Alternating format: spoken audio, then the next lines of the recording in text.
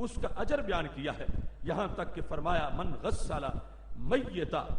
فکتم علیہ غفر لہ 40 مرتن، کہ جس نے کسی مومن کو غسل دیا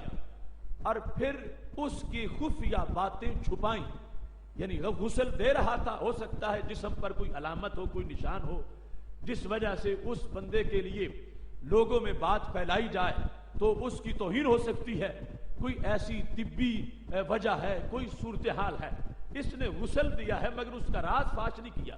جیسا بدن تھا اس نے اپنے تک بات رکھی ہے۔ میرے نبی علیہ السلام فرماتے ہیں رب ذوالجلال اس انسان کو 40 مرتبہ بخشش عطا فرمائے گا،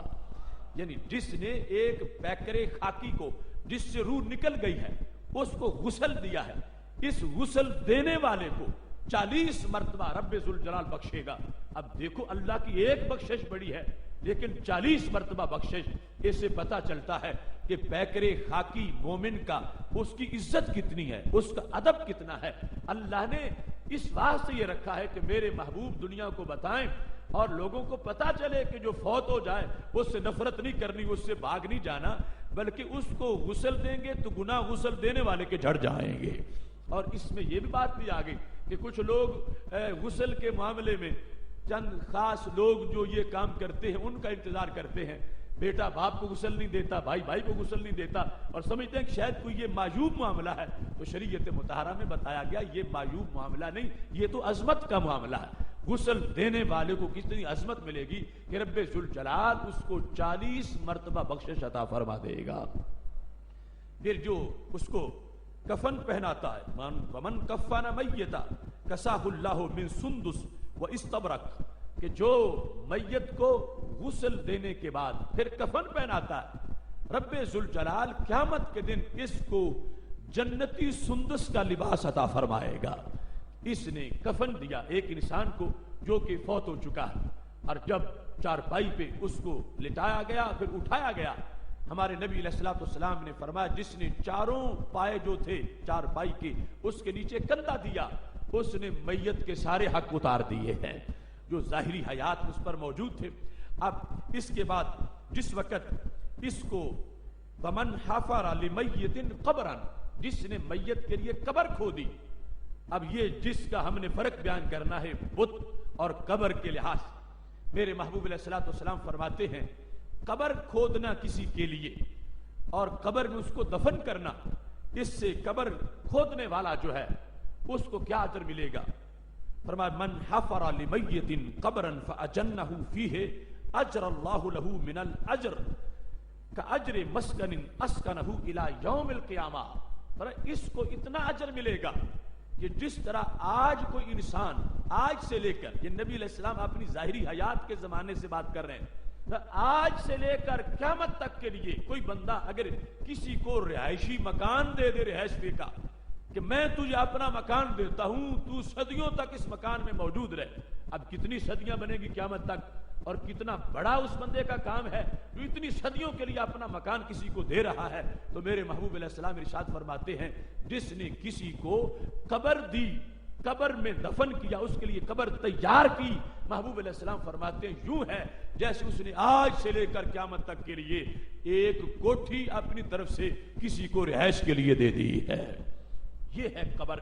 اس کا معاملہ، اس میں جانے والے کی عزت، اس کا ادب، اس کا احترام۔ اگر یوں ہوتا کہ روح نکلتے ہی انسان بت بن گیا ہے اور اس کی حیثیت بتوں جیسی ہو گئی ہے اور اس سے بتوں جیسی نفرت کرنی چاہیے، تو ہرگز اتنے مرتبے بیان نہ کیے جاتے، ہرگز اتنے طریقے ادب کے بیان نہیں کیے جاتے۔ جب کوئی تیز چلا ہے تو شریعت نے کہا ہے کہ اس کو دھچکے نہیں لگنے چاہیے، آرام سے آہستہ آہستہ چلو۔ اور یہاں تک کہ سید عالم نور مجسم شفیع معظم صلی اللہ علیہ وسلم سے حضرت ثوبان رضی اللہ تعالی عنہ روایت کرتے ہیں، مشکات میں حدیث شریف موجود ہے، کہتے ہیں خرجنا مع النبی صلی اللہ علیہ وسلم فی جنازۃ، ہم نبی علیہ السلام کے ہمراہ ایک جنازہ کے لیے نکلے، فرآ ناسا رکبانا، تو چارپائی پہ جنازہ جا رہا تھا، لوگ ساتھ ساتھ موجود تھے، جس طرح کے آگے چارپائی ہوتی ہے پورا جلوس لوگوں کا ساتھ ہوتا ہے، تو ہمارے نبی علیہ الصلوۃ والسلام نے اس حالت میں کچھ لوگوں کو دیکھا وہ اپنی سواریوں پہ سوار ہے، اونٹ پہ تھے، گھوڑے پہ تھے، جو صورتحال بھی تھی، جب آپ نے دیکھا تو اتنا غصہ آ گیا. فقال الا تستحیون، فرمایا تمہیں حیا نہیں آتی؟ الا تستحیون، تمہیں حیا نہیں آتی؟ ان ملائکۃ اللہ علی اقدامہم وانتم علی ظہور الدواب، پر اللہ کے فرشتے تو پیدل چل رہے ہیں اور تم سواریوں پہ بیٹھے ہوئے ہو. جب فرشتے اس میت کے ادب کے لیے کہ اس کا جنازہ جا رہا ہے مومن کا، فرشتے قدموں پہ چل رہے ہیں، فرشتے قدموں پہ اور تم سواریوں پہ بیٹھے ہو، تمہیں حیا آنی چاہیے کہ تم اس کے ادب کے لیے نیچے چلتے. اب اگر یہ بت ہوتا تو اس کے احترام کے سبق نہ پڑھائے جاتے. اگر اس کی حیثیت بت جیسی ہوتی تو پھر اس کے لیے سرکار کو اتنا غصہ نہ آتا کہ جو سواری پہ بیٹھے ہیں ان کو جھڑک رہے ہیں کہ تمہیں پتہ نہیں کہ فرشتے قدموں پہ چل رہے ہیں اس کی چارپائی کے ساتھ اور تم سواری پہ بیٹھے ہو. اپنی سواریوں پہ سوار ہے،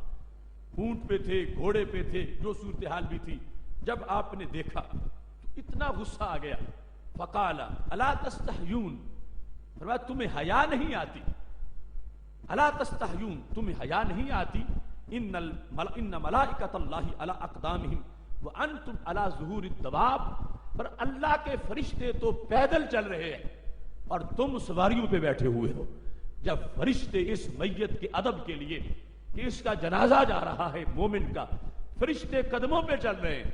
فرشتے قدموں پہ اور تم سواریوں پہ بیٹھے ہو، تمہیں حیا آنی چاہیے کہ تم اس کے ادب کے لیے نیچے چلتے. اب اگر یہ بت ہوتا تو اس کے احترام کے سبق نہ پڑھائے جاتے. اگر اس کی حیثیت بت جیسی ہوتی تو پھر اس کے لیے سرکار کو اتنا غصہ نہ آتا کہ جو سواری پہ بیٹھے ہیں ان کو جھڑک رہے ہیں کہ تمہیں پتہ نہیں کہ فرشتے قدموں پہ چل رہے ہیں اس کی چارپائی کے ساتھ اور تم سواری پہ بیٹھے ہو. لہذا ادب و احترام کے لیے تم بھی نیچے اتر جاؤ. اب جس کی بنیاد پہ قبر نے قبر بننا ہے، اگر پیکر انسانی نہیں جائے گا تو قبر قبر نہیں کہلائے گی. وہ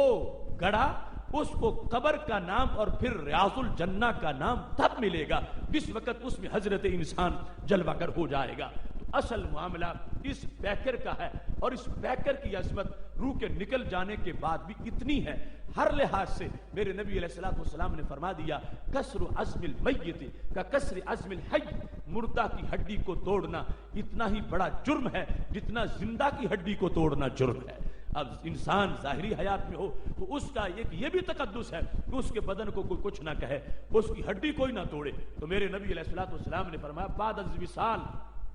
چونکہ میت کو تکلیف ہوتی ہے اگر اس کی بھی حرمتی کی جائے تو اس کی ہڈی کو توڑنا شریعت مطہرہ میں اتنا بڑا جرم ہے جتنا کہ زندہ انسان کی ہڈی کو توڑنا جرم ہے. اس بنیاد پر یہ ہے وہ حقوق جو امریکہ، اسرائیل اور برطانیہ نے جن کی خوشبو بھی نہیں سونگی، اور آج سے صدیوں پہلے ہمارے نبی علیہ الصلوۃ والسلام نے ایک فوت شدہ انسان کے بھی مکمل حقوق کا بیان فرمایا ہے اور عظمت انسان واضح کی ہے کہ اگر انسان کو عظمت مل سکتی ہے تو اس کو کلیسا کی فضا یا واشنگٹن کے ماحول سے نہیں مل سکتی، اگر ملتی ہے تو گنبد خضرا کی ہریالی سے ملتی ہے. اب یہاں پر سید عالم نور مجسم شفیع معظم صلی اللہ علیہ وسلم نے جو انسانی پیکر جس سے روح نکلی اس کا ادب احترام بیان کیا اور بت سے اس کی حیثیت کو جدا کیا. یہی پیکر انسانی اس جگہ رکھا گیا جہاں ہاتھ باندھ کے سینکڑوں ہزاروں لوگ کھڑے ہو گئے اس کی نماز ادا کرنے کے لیے، اس کا جنازہ پڑھنے کے لیے. اگر یہ بت ہوتا تو بت کی طرف نماز کی نیت کے علاوہ بھی ہاتھ باندھ کے کھڑا ہونا حرام ناجائز ہے، لیکن اس کے لیے سب نے ہاتھ باندھے، با جماعت اس کے سامنے سارے کھڑے ہو گئے. یہ اس کا